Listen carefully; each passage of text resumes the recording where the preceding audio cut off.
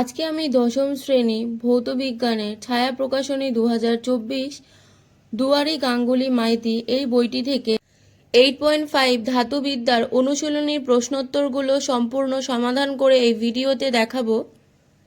সম্পূর্ণ ভিডিওটা স্কিপ না করে তোমরা দেখো। প্রথম প্রশ্ন, বিভাগ ক, বহু বিকল্প ভিত্তিক গ্যালভানাইজেশনের কাজে কোন ধাতুটি লাগে? সঠিক উত্তর হবে অপশান সি, জিঙ্ক। নিচের কোনটি আয়রনে সংকর ধাতু? সঠিক উত্তর হবে অপশান বি, ইনভার। 3. থার্মিট পদ্ধতিতে যে ধাতু নিষ্কাশন করা হয় তা হলো অপশান এ, ফেরাম বা লোহা। অতি সক্রিয় ধাতুটি হলো অপশান এ, পটাশিয়াম, অর্থাৎ এটা কে। 5. অ্যামালগামে সর্বদাই একটি উপাদান হবে। সঠিক উত্তর অপশান ডি, পারদ। এই পারদকে বলা হয় এইচ জি, পারদের সংকেত, এটাকে মার্কারি বলা হয়।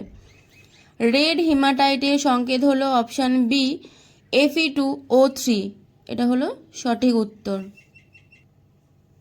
পরের প্রশ্ন হলো, জার্মান সিলভারে সিলভারের পরিমাণ কত? জার্মান সিলভারে সিলভার উপস্থিত থাকেই না, অর্থাৎ জার্মান সিলভারের পরিমাণ হচ্ছে 0%। জার্মান সিলভারে সিলভার উপস্থিত থাকে না। জার্মান সিলভার কপার, নিকেল এবং জিঙ্ক দিয়ে গঠিত। কপার থাকে 50%, নিকেল থাকে 30% এবং জিঙ্ক থাকে 20%। এটা তোমাদের বইতে লেখা আছে, তোমরা দেখে নিতে পারো। 2 নম্বরের প্রশ্ন হলো, সক্রিয়তা সারিতে সবচেয়ে ওপরে কোন ধাতুটি থাকে তা উল্লেখ করো। সক্রিয়তা সারিতে থাকে হচ্ছে কে, মানে পটাশিয়াম।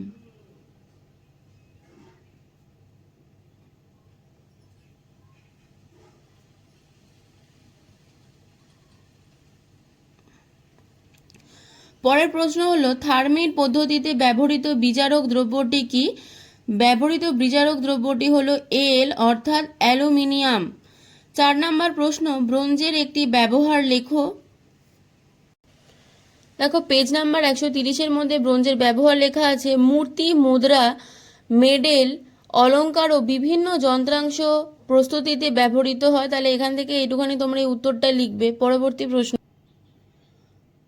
ম্যাগনেলিয়ামের উপাদান কি? ম্যাগনেলিয়ামের মধ্যে থাকে অ্যালুমিনিয়াম 90 থেকে 95% এবং ম্যাগনেসিয়ামও থাকে উপস্থিত, তার শতাংশ খুবই কম, 5 থেকে 10%। অর্থাৎ এখানে উত্তরটা কি হবে? ম্যাগনেলিয়ামের উপাদানগুলি হবে অ্যালুমিনিয়াম এবং ম্যাগনেসিয়াম। পরের প্রশ্ন হলো, সক্রিয়তার নিম্নক্রমে সাজাও। তাহলে সক্রিয়তার নিম্নক্রমে সাজাবো।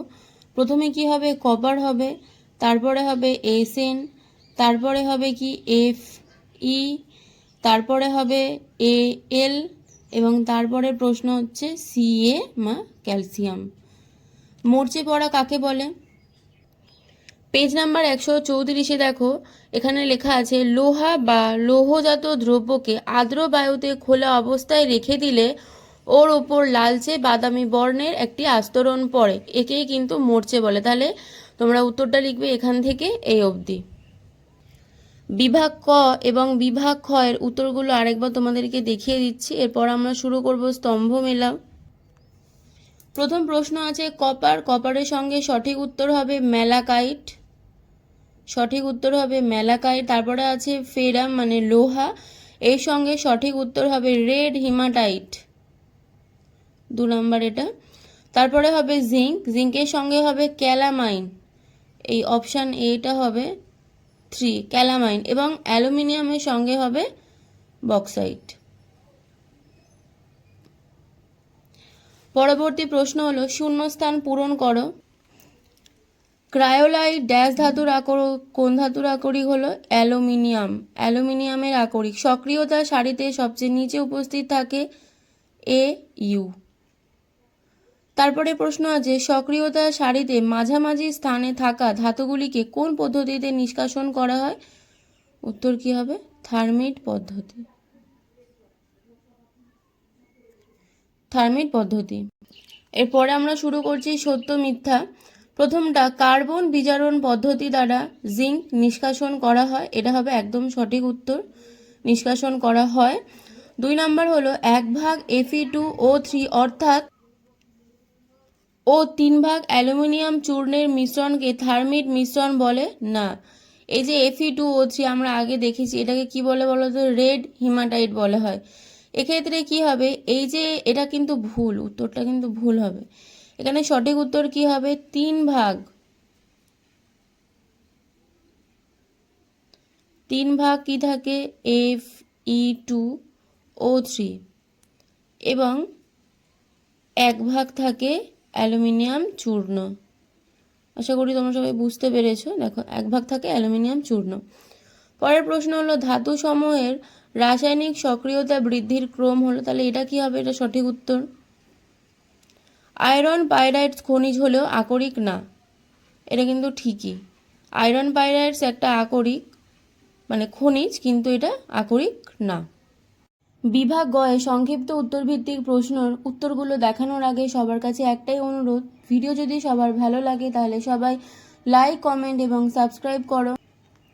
প্রথম প্রশ্ন, খনিজ ও আকরিকের পার্থক্য। খনিজ ও আকরিকের পার্থক্য পেজ নাম্বার 131-এর মধ্যে আছে। দেখো, খনিজ ও আকরিকের পার্থক্য, তাহলে প্রথমটা লিখবে খনিজ কাকে বলে, অর্থাৎ সংজ্ঞা। তোমরা এখানে একটা বৈশিষ্ট্য তো যেহেতু এখানে নেই, তোমরা যদি চাও তাহলে আমি তোমাদেরকে দিয়ে দেব। এখানে প্রথমে তোমরা সংজ্ঞাটা লিখবে, তারপরে এটা লিখবে যে সমস্ত খনিজ আকরিক না, কিন্তু সমস্ত আকরিকই হলো খনিজ। এটা কিন্তু খুব ইম্পর্টেন্ট পয়েন্ট, 2 নাম্বারেরটা। আর এটা তোমাদের সংজ্ঞার জন্য তো এমনি মুখস্থ করতে হতো, তাহলে তোমরা এখান থেকে মুখস্থ করে নেবে। পরের প্রশ্ন হলো 2 নম্বরের প্রশ্নটি হলো অ্যালুমিনিয়াম পাত্রে আচার, চাটনি ইত্যাদি রাখা উচিত নয় কেন? এর উত্তর আছে পেজ নাম্বার 136। দেখো উত্তরটা কি হবে, এই যে পেজ নাম্বার 136-এর মধ্যে আমরা আছি, এখান থেকে পুরোটাই এতটা লিখতে হবে। একটু পড়ে দিই। আম্লিক প্রকৃতির খাদ্যবস্তু যেমন আচার, চাটনি বা রসালো ফল কাটা অবস্থায় অ্যালুমিনিয়াম, জিঙ্ক, এখানে যেহেতু শুধুমাত্র অ্যালুমিনিয়াম জানতে চেয়েছে, তাহলে তোমাদের জিঙ্ক বা এই কপার এটা লেখার দরকার নেই। তোমরা লিখবে অ্যালুমিনিয়াম নির্মিত পাত্রে সংরক্ষণ বা প্রসেসিং করা উচিত নয়, কারণ আম্লিক জৈব পদার্থের সংস্পর্শে অ্যালুমিনিয়াম বিক্রিয়া করে দ্রাব্য ধাতব যৌগ বা লবণ উৎপন্ন করে। আবার অক্সিজেনের উপস্থিতিতে জৈব অ্যাসিডের সঙ্গে কপারের বিক্রিয়ায় দ্রাব্য যৌগ গঠিত হয়। এই দ্রাব্য ধাতব লবণ বা যৌগ খাবারের সঙ্গে আমাদের দেহে প্রবেশ করলে বিষক্রিয়া সৃষ্টি হয়।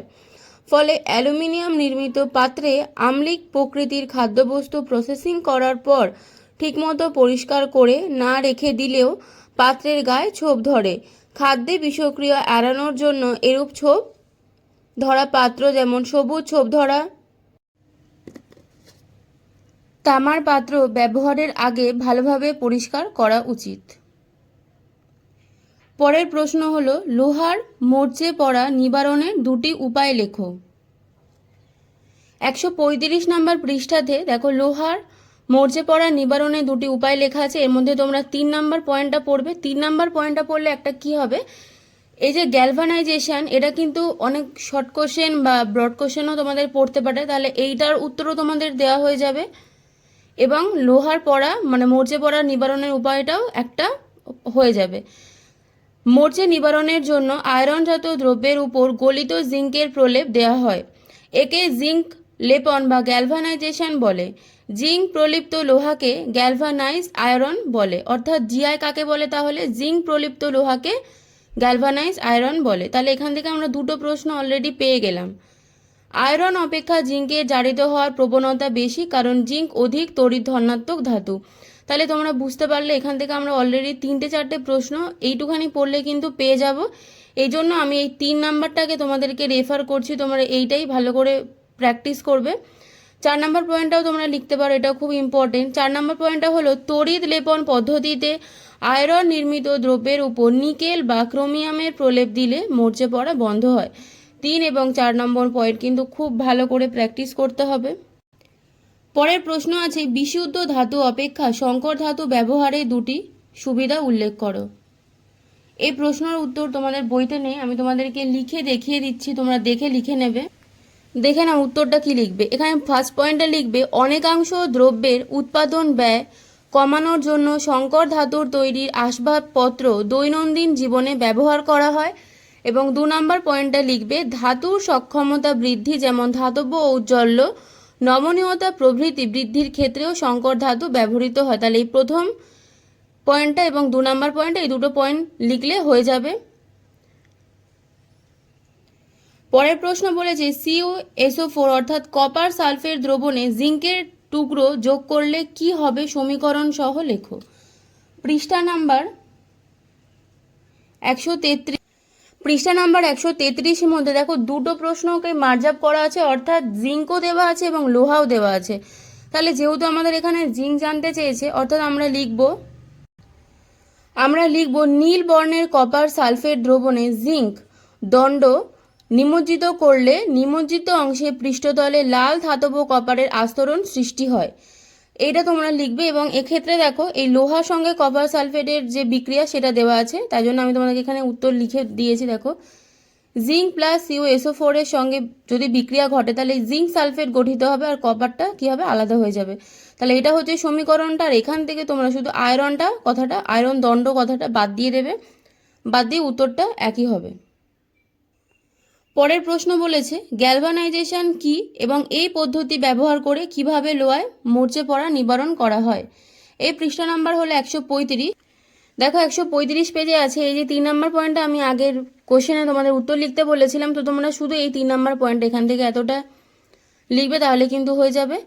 তোমরা লিখবে আগে গ্যালভানাইজেশন কাকে বলে, অর্থাৎ প্রথমে এইটুখানি লিখে দেবে, তারপরে লিখবে এই জিঙ্ক প্রলিপ্ত এখান থেকে এই বাধাপ্রাপ্ত হয়, এই অবধি লিখলে উত্তরটা হয়ে যাবে। আজকের ভিডিও তোমাদের যদি ভালো লাগে তাহলে সবাই লাইক, কমেন্ট এবং সাবস্ক্রাইব করো। এবং আগামী দিনে অনুশীলনী প্রশ্নোত্তরগুলো কিন্তু সম্পূর্ণ সমাধান করে তোমাদেরকে দেখানো হবে, তাই আমাদের পাশে থেকে চ্যানেলটিকে অবশ্যই সাবস্ক্রাইব করো। ধন্যবাদ। শেষ করলাম আজকের ভিডিওটি। দেখা হচ্ছে পরবর্তী ভিডিওতে।